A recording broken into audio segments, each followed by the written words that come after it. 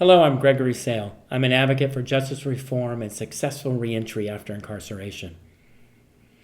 I began this work over 10 years ago in response to the heavy-handed justice and media stunts of Arizona Sheriff Joe Arpaio.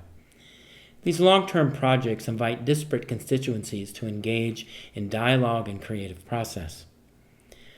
When participants in my projects began completing their prison and jail sentences, I witnessed firsthand the daunting task of finding a job or a place to live. Their challenges and their desire not to return to the system has become the focus of my work. After the guests settle into their seats, the room darkens. The screen lights up with an image of a hand painting black stripes on a white wall. Inmates are painting the walls of a museum in their own likeness. 5 minutes into the film, a young man in jeans and a t-shirt stands up. He makes his way towards the aisle. He takes a seat in a row of chairs reserved for honored guests.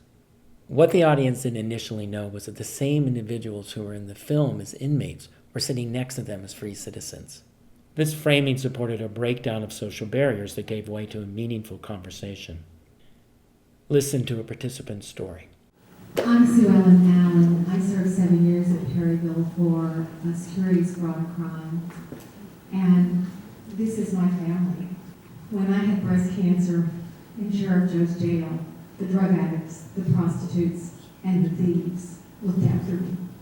I found my passion in prison, and now I run a nonprofit agency called Gina's Team. We bring educational programs back into the prisons, and we have a welcome home program to meet the women when they get out and mentor them and help them. Last year, I became an embedded artist with the Anti-Recidivism Coalition, also known as ARC. ARC was founded by successful Hollywood producer Scott Butnick and works to help young adults get a fresh start. Its members are committed to positive change in their lives. The members share their turnaround stories with legislators to convince them that rehabilitation is possible, leading to laws for more humane sentencing for juveniles and restored budgets for prison college programs. To complement this policy work, ARC members and I have identified the need for the formerly incarcerated to take control of how their stories are framed. Together, we conceived of an arts-based public service campaign focused on raising awareness in support of returning citizens, changing the way their stories are framed, exploring creative process, reimagining themselves, their positions in society, and society's response to them, and moving beyond the paradigm of inside and outside. Through exhibitions, public programs, and media displayed on public transportation, we aspire to create a context in which others can reconsider their own understandings of reentry and their relationship to individuals with conviction histories. Rap Sheet to Resume is a project about individuals who've spent time inside the system, coming out and having an artistic exploration as a means to reimagine themselves, their positions in society, and society's response to them. But I'm sure there were times when it felt like it was impossible. Like, man, I'm never gonna get out of here, right? And then next thing you know, what happens? Boom, just like that, right? The dream becomes a reality. Like some people might have went to college, some people went to the military. Me, I was in prison. That was my learning space in life. I fixed the phone several times, and a captain told me, you should be an electrician. Now I don't know which job to pick, electrician, plumber. It sounds to me like you're real good at troubleshooting, you're real good at critical thinking, things like that. Because that's the way that looks on the resume once you write that down.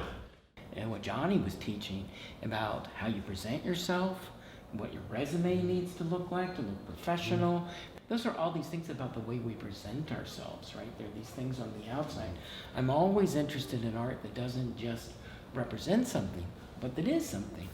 And yet, to get there, we need to represent. What's your past color? Green. Every time I got any green clothes, I escaped.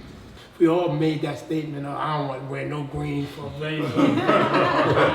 But it don't have to be that way. Green can be something beautiful too.